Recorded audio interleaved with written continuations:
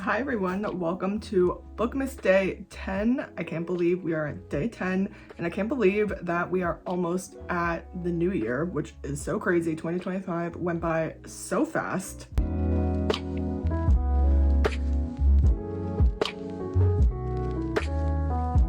So for today's video, I thought it'd be really fun to go over some of my top picks for 2026 to read. So I debated on doing a video about making a TBR jar. And the thing about me is, like, I really am a mood reader, and I feel like a TBR jar just wouldn't work well for me. I feel like I know the point of a TBR jar is to kind of like challenge yourself and get you to read different books, but it comes down to, also I apologize for the glare in my glasses, there's a lamp in front of me, but anyways, I am really the type that I'm going to read whatever I want depending on my mood. So I decided to scrap a TBR jar, but I thought it'd be really fun to show you some of the picks that I really want to touch on next year, and then I think it'll be fun to see how many books I actually get to that were on my original, I guess, like TBR list. This is my 2026 TBR short list or long list, depending on how many books I show you today, and then compare it at the end of next year.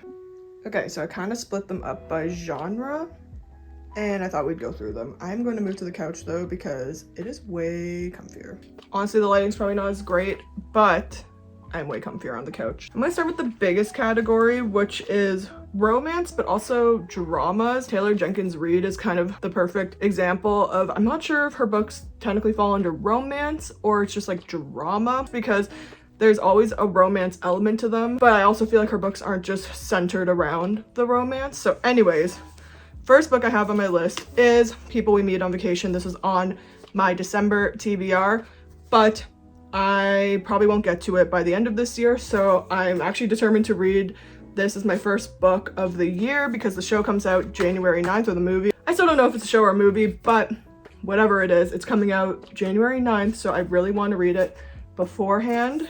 Kind of along the same lines, I know they are adapting The Love Hypothesis, so I really want to take a stab at this one again. I did try to read this a while ago and just kind of couldn't get into it, but it's been a while since I tried reading it, so we've seen this book many times, so I'm not going to talk about it too much.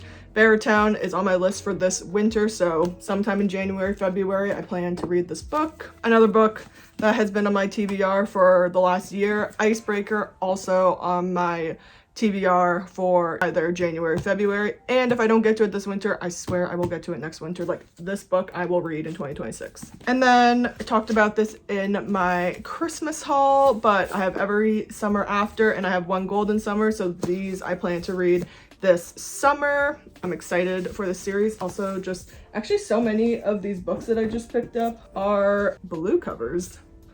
Love Hypothesis as well, and then People We Meet on Vacation's orange, and this font is orange. I got a blue and orange theme apparently going on for my drama romances. And then I have The Socialites, which I am really excited to read this because, like I mentioned also in my Christmas haul, it gives me very Seven Husbands of Evelyn Hugo vibes, and I just really love the Seven Husbands of Evelyn Hugo, so I'm really excited to read this one, and also blue.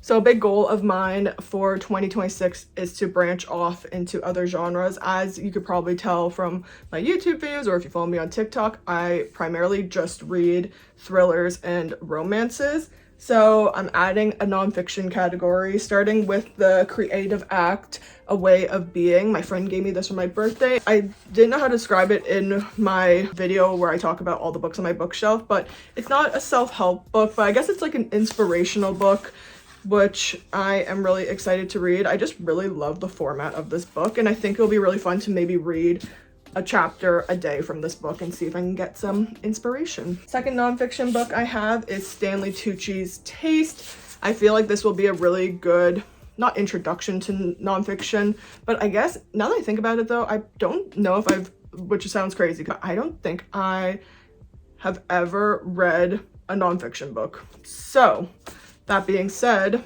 I feel like this one's going to be a nice introductory into it because It's about food. I love any story or any movie that is centered around restaurants or food travel, so I think this will be a really good start for my nonfiction journey as well. And then lastly, I have The Queens of Animation, which I'm not sure if I'll get to it. Obviously, I'm just showing you a lot of books, and who knows, a lot of these books I might not even get to, and I might end up reading other books, but I also thought this would be a really great start to my nonfiction journey because I'm a big movie person, so. And then moving on to the fantasy category, so I only have one hard copy book, but at the top of my list is the ACOTAR series. So I was debating on buying it, but I have more than one friend that owns the ACOTAR series, or at least the first book. As you know, I'm trying to read more books from my bookshelf and also just spend less money. So I feel like since ACOTAR is such a large series, I might as well borrow the first book from a friend, and then if I enjoy it,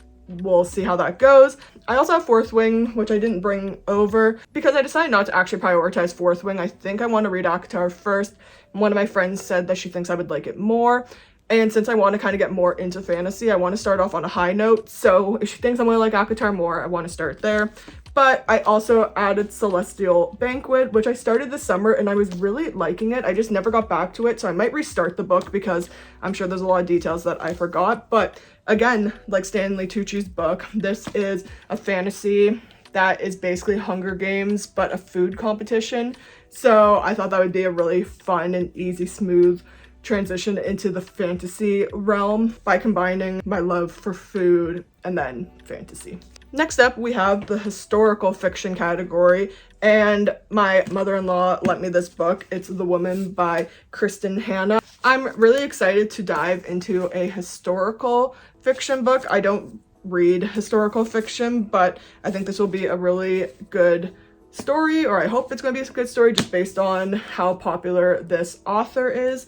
And yeah, I don't really know much about her writing style, so I hope it's not too complex, but I'll let you know how this goes. This is also probably going to be closer to the top of my reading list because I did borrow it from my mother-in-law, and then my father-in-law said he wanted to read it also, so I don't want to be holding on to it forever. So yeah, I'm excited. And then the last category I have is, of course, thrillers, which is the category I primarily read, and I only pulled 4 books for now because there are just so many that I want to read, but I just pulled a few. I pulled The Return because I really loved So Thirsty, and I really loved Rachel Harrison's writing, so I think I'm just going to really like this book, and it's quite short, so I think I can get through it quite fast. I have The Whispers by Ashley Audren. I've had this on my bookshelf for quite a bit, and also The Push was one of my favorite books that honestly I've probably read. I would love to reread it because there's a lot of details that I don't remember, but when I read that book, it was honestly one of my favorites. So I would love to dive into another world that Ashley Audren has created. So The Whispers. Society of Lies, which is from my most recent Christmas haul. I'm really excited for this one. It's a very academia set thriller.